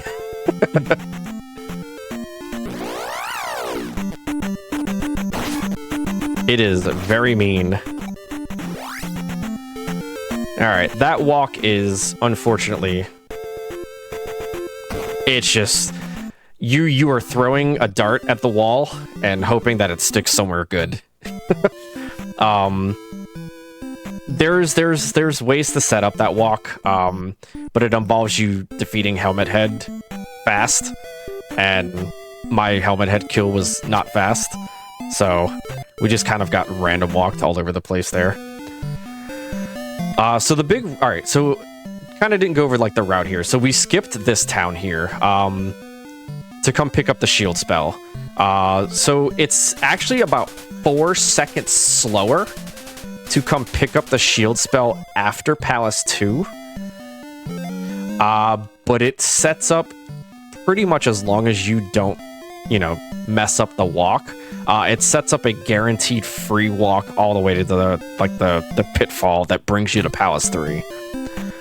So with like a pretty well-timed pause buffer, we're able to kind of like what we call in the game slinking an encounter. So like that. So we're able to just kind of like wait for the encounter to be like on a half tile there, and we're able to just kind of like avoid that encounter to skip everything. We get here, reset the encounter spawns, and then we make the pitfall here. So like that grabbing shield there does lose 4 seconds, but if you just kind of like just go for it, there's a chance that you run into an encounter in the graveyard, and the graveyard encounters are very, very, very gross. You get a lot of Moas, which are like the big eyeballs that fly around. There's Dyras there. Unfortunate. We got chased there. I was gonna say, you got scammed. You were free there. Yeah, we got chased there. It's kind of open for an Iron Knuckle there. So those, and Palaces 3, I believe 4, and 6. There is a 50-50 chance of... Oh, nice. Of the statue in the front of it to spawn a red jar or a red Iron Knuckle. Some palaces we want the jar, like Palace 6 we want a jar. This palace I would have rathered the Iron Knuckle just for the XP. Doesn't matter either way. Tetris blocks in this game, as I call them, very rude, not friendly. I've definitely seen an instance in Palace 2. So we kind of went through that one room right before the glove, where like the blocks are just falling down. I've definitely had it to where it just hit me with a line piece, and that's pretty much like you have to like either cast fairy or jump to get out. Otherwise, your run is just you have to reset the room, and it's a major time loss. Oh, nice. And it's very unfortunate when it happens. Was that a trick on that jump? It looked like you clipped into the wall a little bit and then popped up. Are you not supposed to be able to make that normally? Given the right like momentum with Link, you can make it. But you have to have like Link moving at full speed. What is the record for this game? Oracle just put out a new record. It is a 1:12:40. Oracle is... He is just very good at this game. This is a scary room, too. Those bots... Little do you know, that's the exact time we put on the countdown timer. No, I'm kidding. You know, Cutie, if you're going to GDQ, I have some words for you. Hey, we met last event. I wouldn't do this to somebody I didn't know.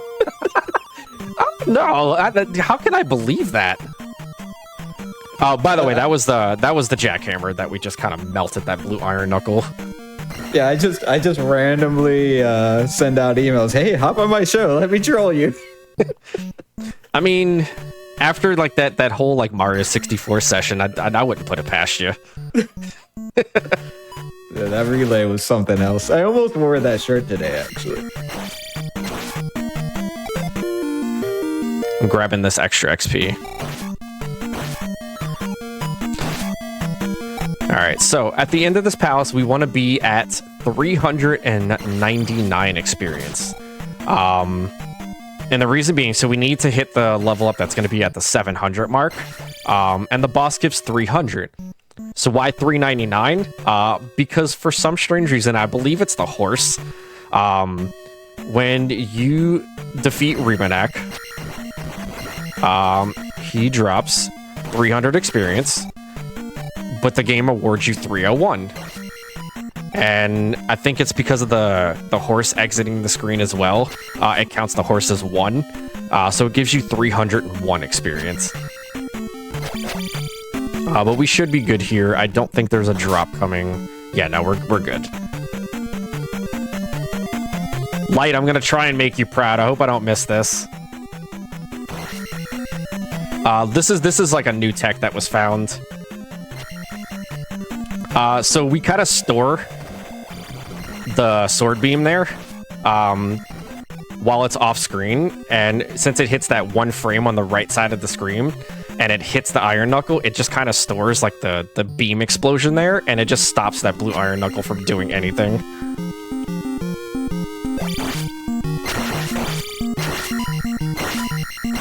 And that was the quick kill for Rebanak.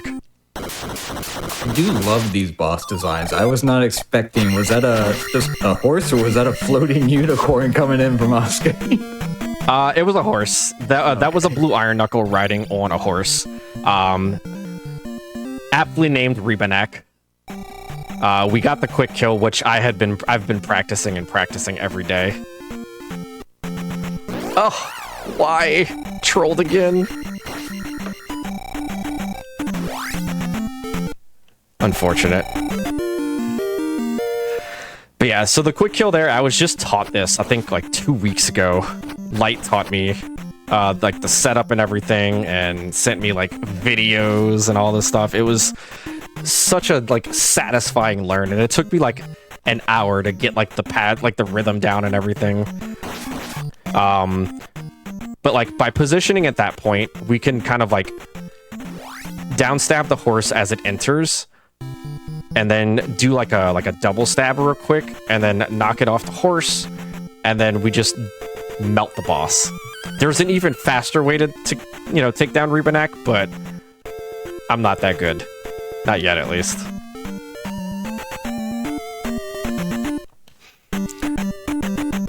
Alright, so it's kind of like little precise movements around the overworld there.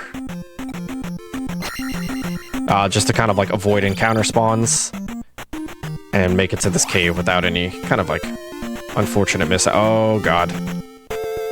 Okay. Fairy encounters in this game are jerks. As I say that, as a fairy just spawns right in front of me. I know you're a fairy too. Yeah, unfortunate. But yeah, no, so fairy encounters are literally the worst. They are constantly they are very random. So like we can pretty much manipulate like how the like smaller encounters and like the bigger encounters move around in the overworld. Fairies will just move wherever they feel like it. They will get in your way, they will run away, they will do whatever it takes to make you lose 3 seconds and then mess up your walk.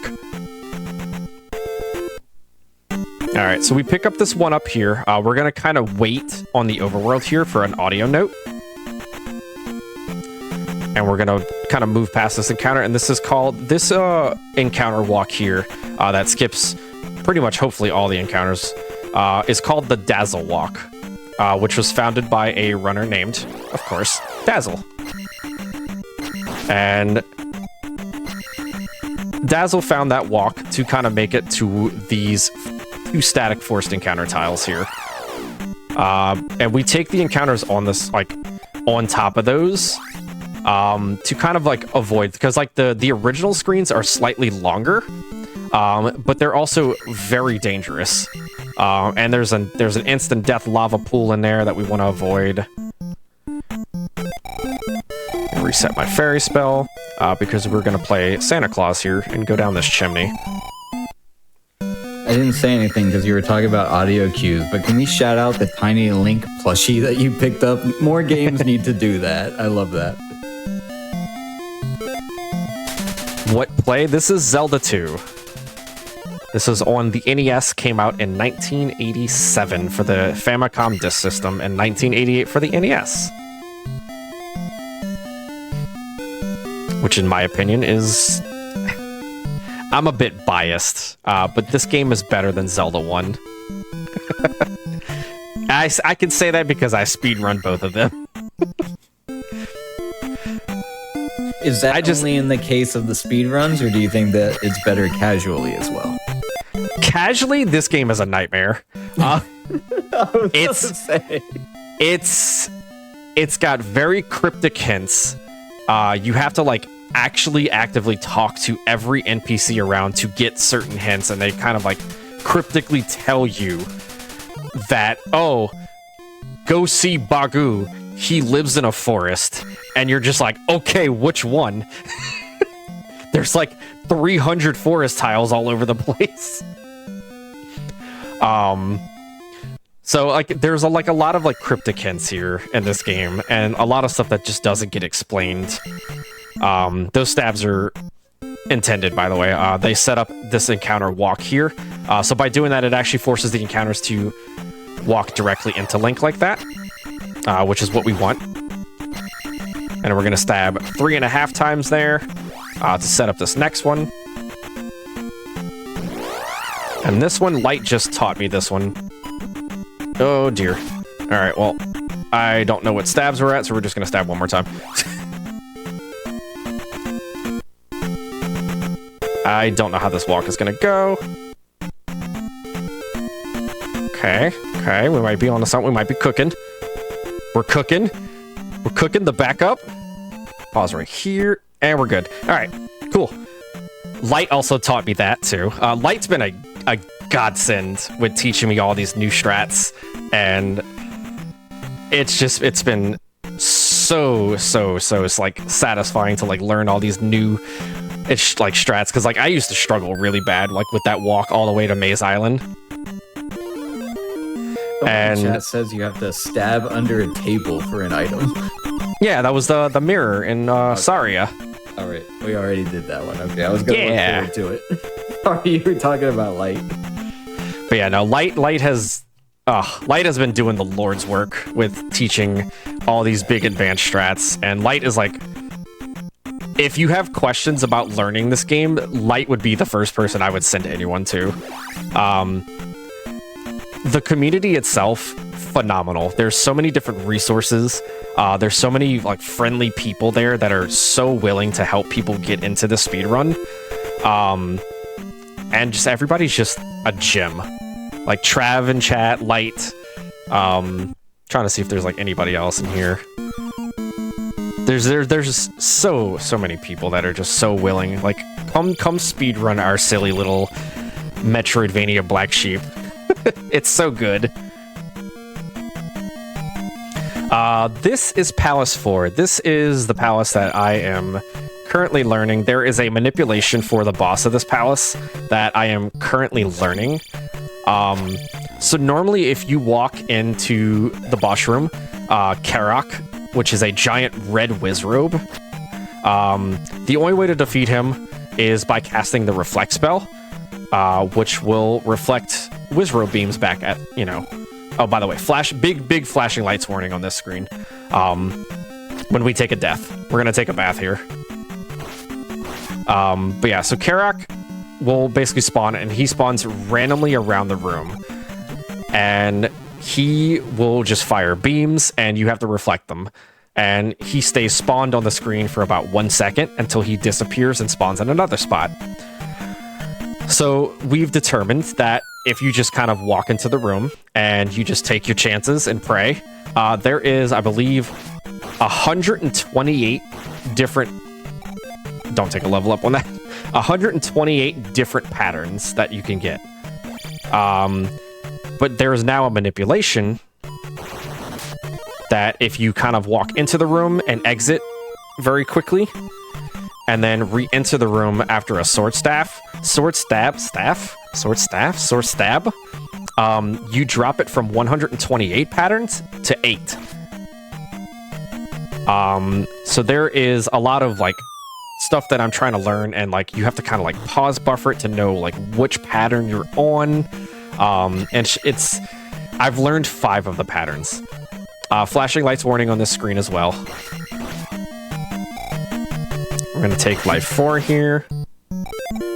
Yeah, I watched your stream where you were practicing some of that, and you'd be like, oh, this is pattern 6, this is pattern 5, and you would kind of go through that, which, you know, is really impressive to me, because my level of memorization in speedrunning is not near... I could not do this run that you're doing and be like, okay, this is the pixel where I stab 3 times, turn around, and then pray, and then turn left. Like, I don't know how you keep all of this in your head. It's funny that you say that, like, where like we turn around and stab 2-3 times, because the next palace actually has an instance where we do that. Yes, I knew it was gonna happen. And I'll go over that. The trick is very famously known as eco key, or in my community and some other communities, we call it freako key, because nobody misses it. Just don't miss the pixel, you know, kind of thing. Before I die, why do I menu? So the game only allows you to cast the spell once before it kind of like locks it down. And we have to pause the game and unpause it to essentially refresh the spell cast. So before we die, I just use that opportunity to just kind of refresh the next spell that I need. But yeah, so Palace 5 has... It's not frame perfect. It's actually pretty generous, if I have to say so. But it's a visual cue skill for a lot of us. At least it's a visual cue for me. And it's a damage boost at the kind of like the peak of Link's jump. And we take a damage boost off of a bubble, and it knocks us onto a platform. Ooh, hello. That thing needs to die. If not, like, if the moment we exit the screen, if that Doom Knocker is still alive, we will get smashed in the face by a mace.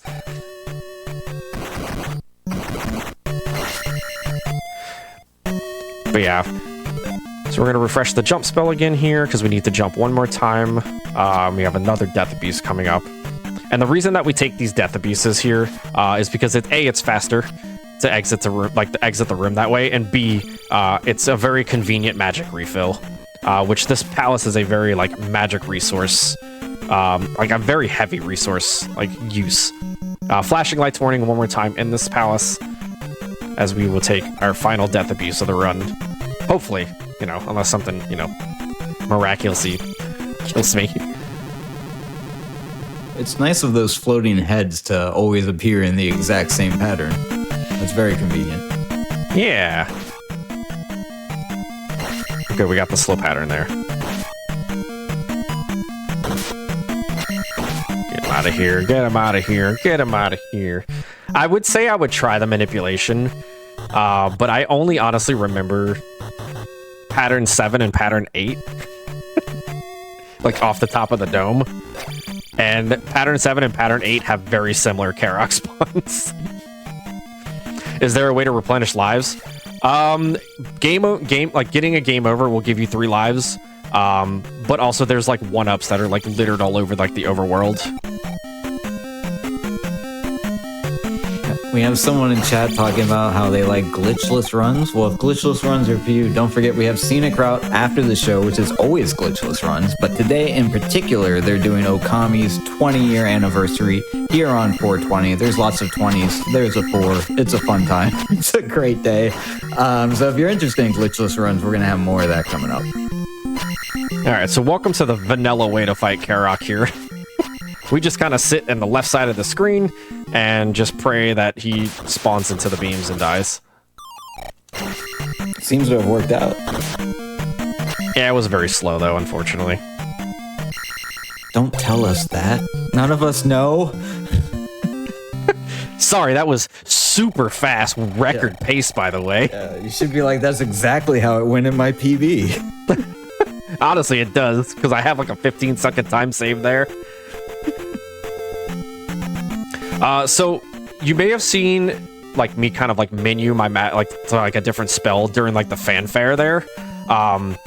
So during that little fanfare, like when the game is like, hey, you beat the palace, and then it like restores your health.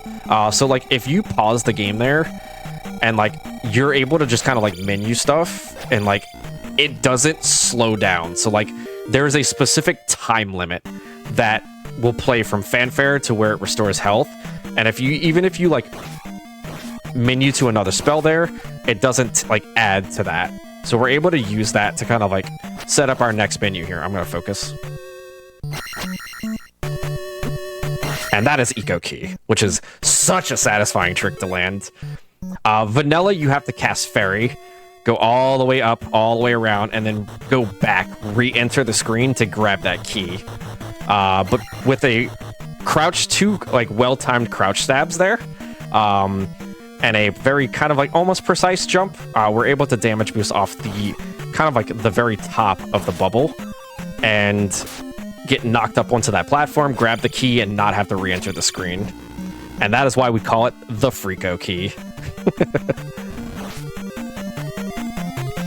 Oh, that is a very unfortunate Mago spawn. Alright, this is the worst room in the game. This is... You have to... Oh. Aw. I saw the vision. Well, alright. Uh-oh. Uh-oh. Oh, these are very generous blocks, I'm telling you what. That felt it was very not Mega Man right there. It was definitely not generous. We're gonna cast Safety Life there, because we don't want to... We only have 2 lives left for the entirety of the rest of the game here. And if I can avoid losing a life, I will absolutely do that. Oh, so is life in the top middle there, is that counting up rather than down then? What, it says the blocks? 4, right? No, it says you have life 4, and you said you only have 2. That is my life level. Oh. Which is technically, I guess you could call it Link's defense level. But yeah, we have 2 lives left, like 1-ups. And where do you see that? Only in the menu? In the pause menu, yeah. Okay. But also, like, because I take the same route every single time. You just know, yeah. Yeah, we just kind of know. This wall is fake. Okay. There's an NPC in the town where I think it's in the town where you pick up the fire spell. And an NPC tells you, oh, don't believe the walls in Ocean Palace. You can walk through one of them or something like that. There's like a very like cryptic hint about it. And that's the wall there that we just kind of like are able to just like jump through and walk through. Alright, so we are timing this level up here. Get some cool colors. So like a lot of the times we're going to be attempting to kind of like time our level ups here to where like we just cast Fairy and then we get like an instant like magic refill. Because like once we take a magic level, the game will like completely fill up our magic. Very kind of the game, I know, right? And also, please don't think this game is like easy, because I will tell you, this is 7 years of like practicing and like speedrun and things like that. This game, when I first started out, was a very big bully. Knocking me into the lava, things just hitting me for 1 billion damage, you know, fun things like that. Yeah, I don't think, for anyone who hasn't played this game, I haven't played this game, but this game is notorious for being extremely difficult, and as we talked about, cryptic. So I don't think anyone, ideally a speedrunner's job is to make a game look easy, so I don't think anyone's like, oh, it's just an easy game. It has a reputation for a reason, and it's on this show for a reason. This game is very perilous, by the way. And it has lots of paths. Very.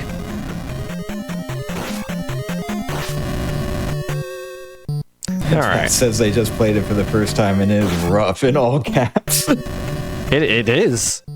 Like, I beat this game, so, all right. For context, I'm 37. I am officially 5 months older than this game, the US release of this game. Because I think it was December 1988 that it came out. I'm 5 months older than this game. I beat this game when I was 5 or 4, one of those years. My mom was like, here, play these games. You'll love them. And like, she gave me like Dragon Warrior, Final Fantasy, this game, Super Mario Brothers 3. I promise you my mom loved me. Did she play them first? Yes, and okay. I aptly got a butt whipping because if you played the original Final Fantasy, you know that it only has one save file. And well, I definitely saved over her file when I was younger. And she was like at the end of Final Fantasy 1, like she was in the Temple of Fiends. And yeah, we got the spanking. Also, if you don't break the blocks of the music there, your run is invalid. I'm joking, it's not, but it is in my book. But yeah, no, that's why I was like thankful with like Dragon Warrior. Dragon Warrior, I was able to, like, she finished that one, so I was able to save over her files. But Final Fantasy, not so much. Coming up here, this is the hardest boss, in my opinion, in the game. This is Goomba. Goomba does 1 billion damage.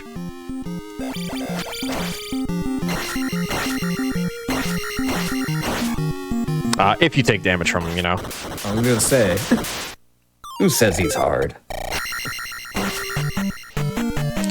But yeah, if you don't cast shield there, at life 4, Goomba, I believe, hits you for, I think it's like 54 damage at life 4. So like 3.5 like health blocks of damage. We cast shield there because it reduces the damage we take by half. But it was, yeah, he's terrifying. Just a heart out in the middle of the ocean. Why not? Should we talk about how Link is just like walking through the ocean? Yeah, we have the boots. The item in Palace 4 is it's the boots, the water boots. So it allows us to walk on water. And not just any water tiles. There's actually a set path on the water that Link can walk on. Can you walk off of it? Like, no, it'll hit you with like an invisible wall. Oh, okay. So fun fact, we take those level ups in town because the jingle that it plays when you level up is faster in the town than it is on the overworld. So the reason being is when you're in town, the only jingle, the fanfare that plays is when you get a spell, and it's just a little simple do-do-do-do, which is like, what, 1.5 seconds or so? But when you normally take a level up anywhere else, like an overworld screen, it's the longer jingle. So, since we're in town, and the only fanfare that plays in town, when we take those level ups, it plays the shorter fanfare rather than the longer fanfare. So we try to take those 4 level ups there in town, and it saves about 6 seconds. But depending on where your XP is when you exit Palace 5 and grab that heart container. Oh, by the way, we're gonna talk to this town. All right, we saw the words "welk." We're good. That sets up our next walk. I like how you call it talking to the town and not reading the sign. I think he's too high. Oh, that was good. Okay. Yeah, we're talking to the town. The town is a thing that we communicate with. Got some Monty Python enemies over here just lobbing stuff over the fence. I like to call those the Wilson fences. Okay. From Home Improvement. Yeah. I'm old too. What magic level am I going to be doing? 886 is going to be our final level up here. All right, we're going to try this walk. This walk is very scuffed. There it goes. Yeah, figured. It wasn't going to be generous on all the walks. All right, we're just going to do this one. We'll take the back up. Do one stab there. And we're going to force this encounter on here.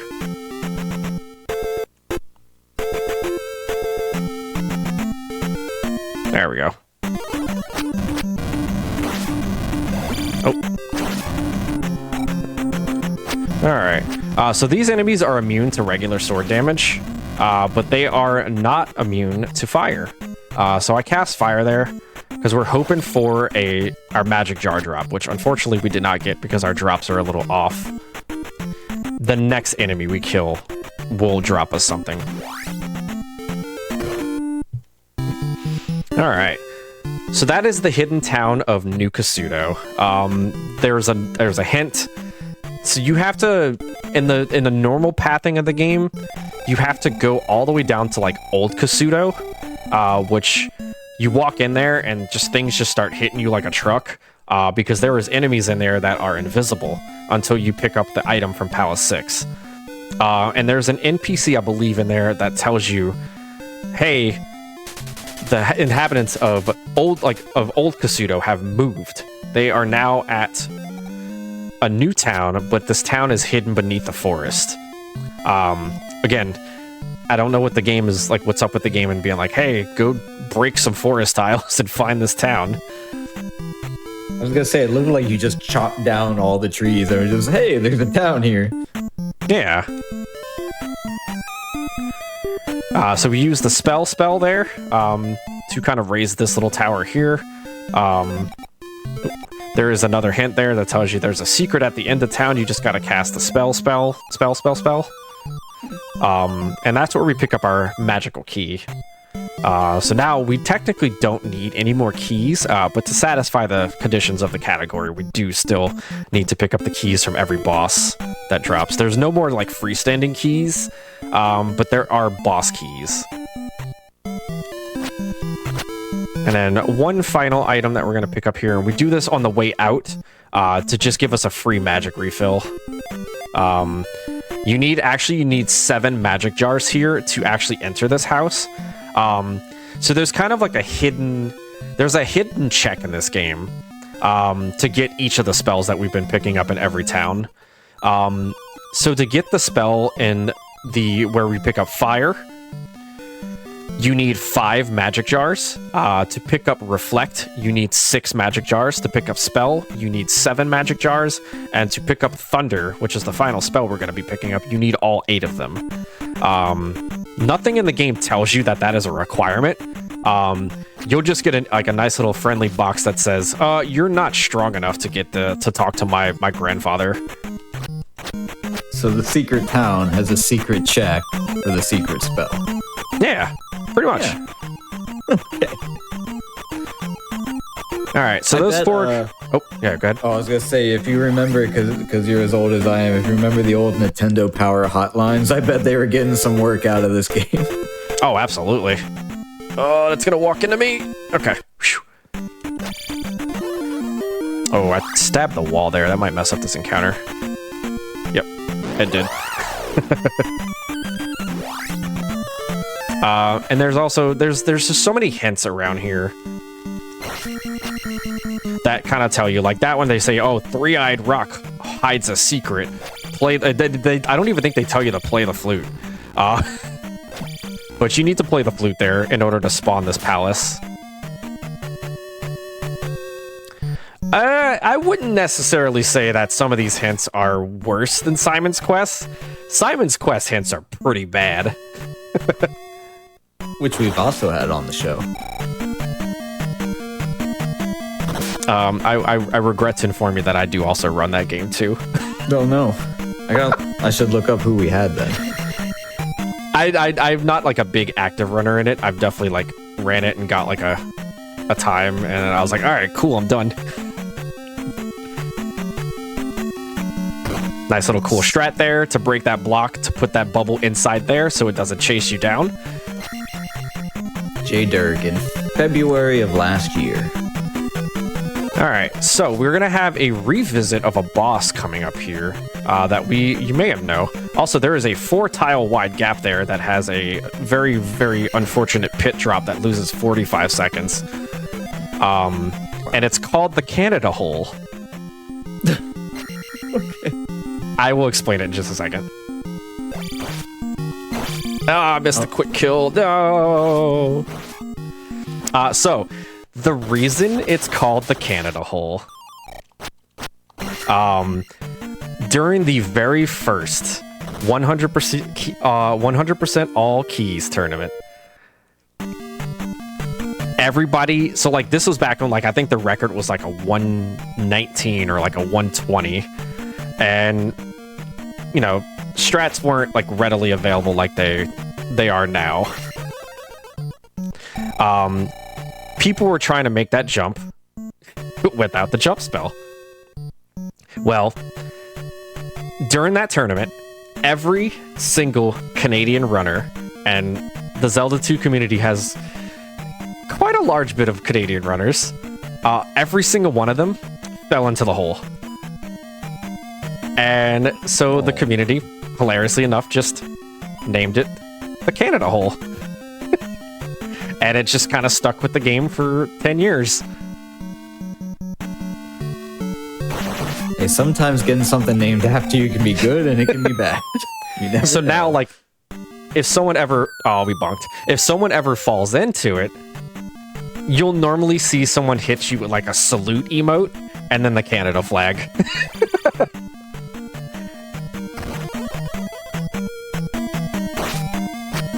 Ooh, that was scary. What do you mean? Scary to me. I don't know what's coming, so I'm just here like, oh no, he's going in the hole. Yeah, we're fine. Oh, good. A good Wizard Swan. Alright. One of the reasons I like hosting the shows is always like watching a horror movie. You know everything's gonna be fine, but you're always scared while it's happening. Oh, we missed it. There's like a letting off the D-pad strat there. That will... I don't know what causes it. I think Light explained it to me. But like there's like you let go of the D-pad, I think it's for 2 frames.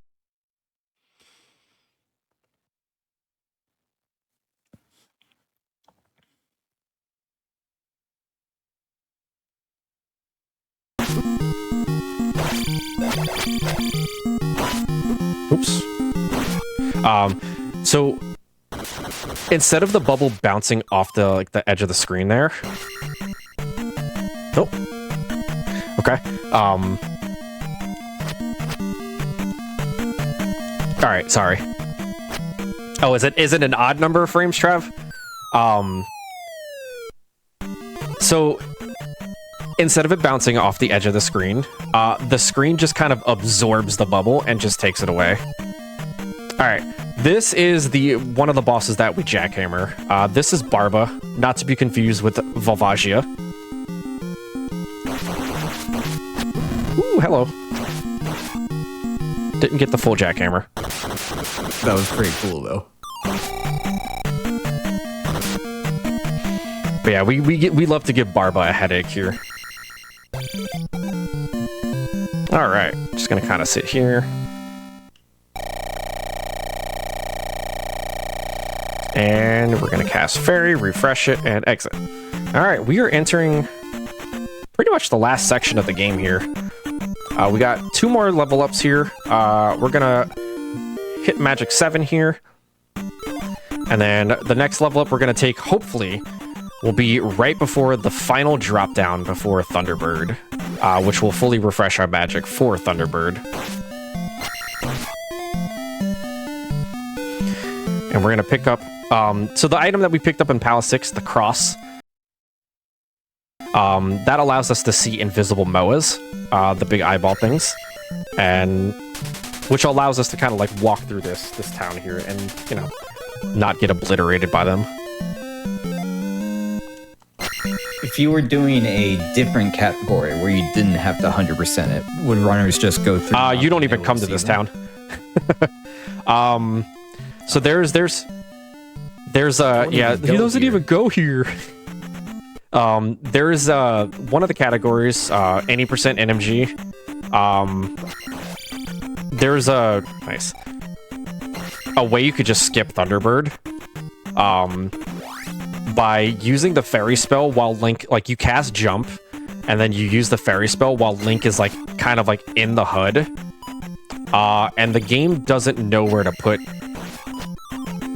Link on the screen when you cast fairy. So what it does is it just treats it as Link falling. Nice. Yes, chat. We know the clock is going backwards. We know, chat. It's okay. It's intentional. That was actually kind of really cool.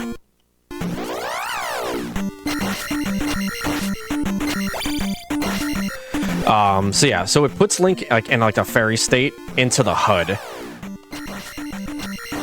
Oh.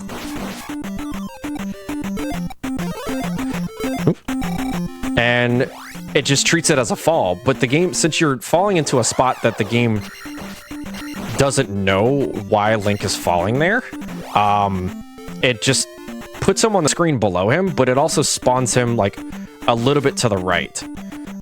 So we kind of jump and fairy in the HUD at a certain spot on the Crumble Bridge before Thunderbird, and we spawn on top. Oh, nice. We spawn on top of the screen that leads to Thunderbird, and since there's not a path under the screen where like that leads to Thunderbird, when you do the same thing again, I'm just gonna do that. Well, you have an up slash too? Yeah, we picked that up earlier. It's not really used anywhere, but I'm starting to think Smash Link was based entirely off of this game. But yeah, so like the fairy spell, like I said, the fairy spell is just very broken. But we use the fairy spell like and like so like you can be standing like where like my magic and life numbers are. And if you use fairy there and you press up, the game will treat it as Link falling, and it pushes him onto like the next screen, but like kind of like adjusts his positioning.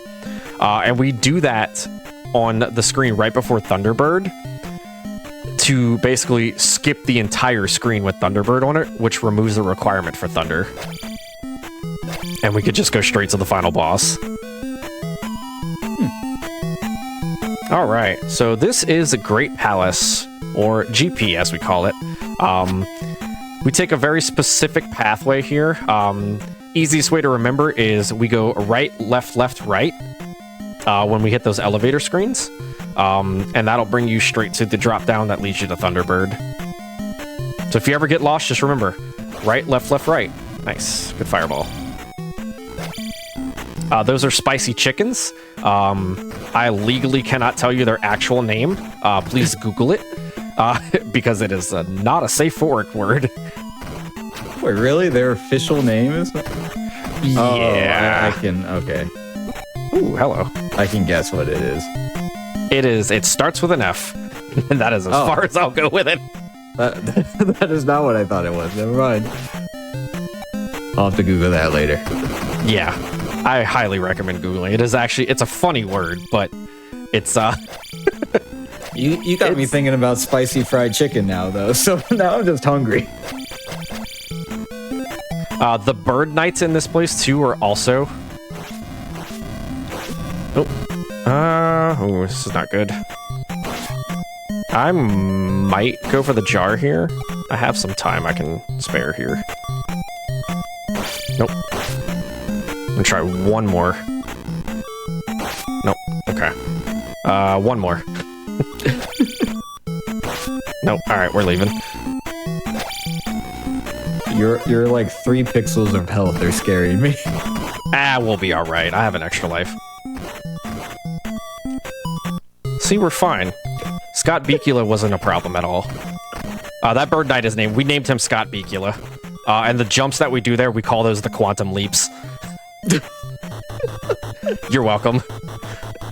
If you're too young, chat, Google it. Yeah. So the bird knights also have a very not safe for work name as well. This is just the vulgar palace here. Oh, unfortunate. No. That's okay. We still have the one life.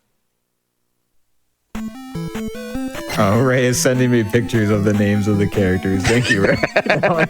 Now I know. I'm still hungry, though, but Ray can't help me with that. Yeah, we call those spicy chickens because it's literally a bird throwing fire at us. Like, come on, why wouldn't we call that spicy chickens? Link needs to consider a job in construction with that jackhammer. That's so cool.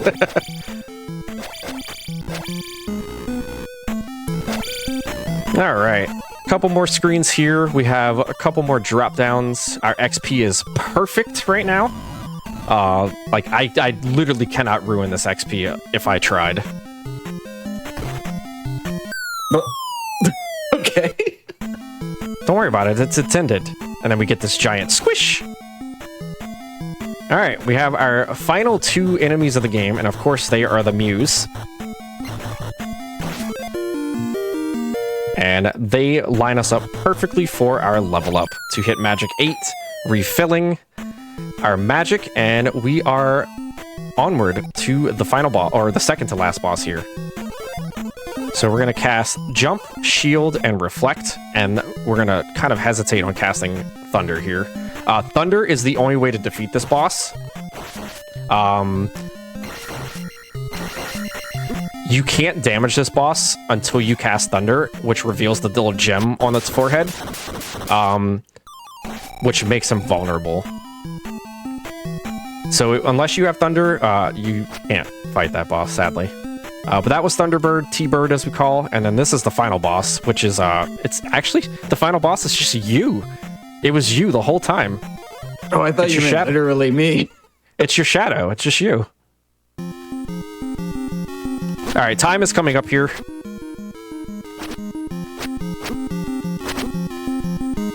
Time will be coming up here when Link slides to the right of the screen, and time. GG's.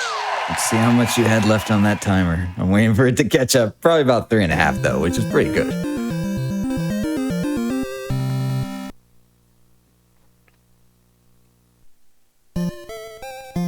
That run went extremely better than I thought it was gonna go. You were gonna say worse. No, like, this game, like, my GDQ submission video for this game was a tragedy, and I submitted it because I wanted it to be like, look, this is the kind of nonsense this game can throw at you, and this is the time that I can still throw out. And I submitted this with TGH and Cantaloupe Me. We submitted a Zelda Classic Relay. So we're hoping that, you know, the games committee looks at that and, you know, wants it. Because we're going to be doing, it's a single segmented run of Zelda 1, The Legend of Zelda, Zelda 2, and then Link to the Past. So one runner on Zelda 1 beats the game, Zelda 2 starts. I start Zelda 2, beat the game, then Link to the Past starts. So we're hoping that it brings some eyeballs to it. But my submission video for this was like an hour, or it was like hour 18 and like 40 seconds. It was not a good run at all. Well, I mean, you shaved off like 3 minutes here. That's pretty good. But yeah, that is Zelda 2.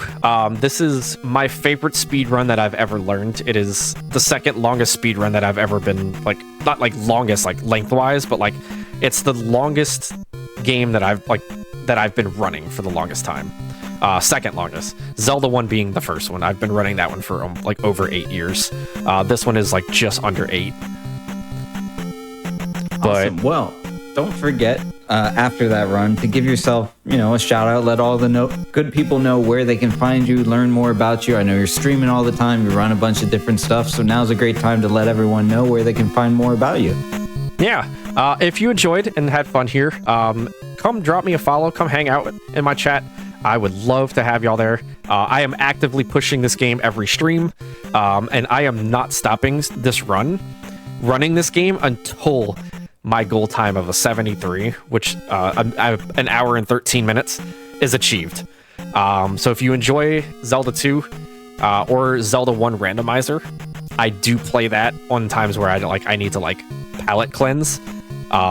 But Zelda 2 right now is my main game. I'm running this every single time that I stream. I typically stream late nights, evenings, if you're in the US.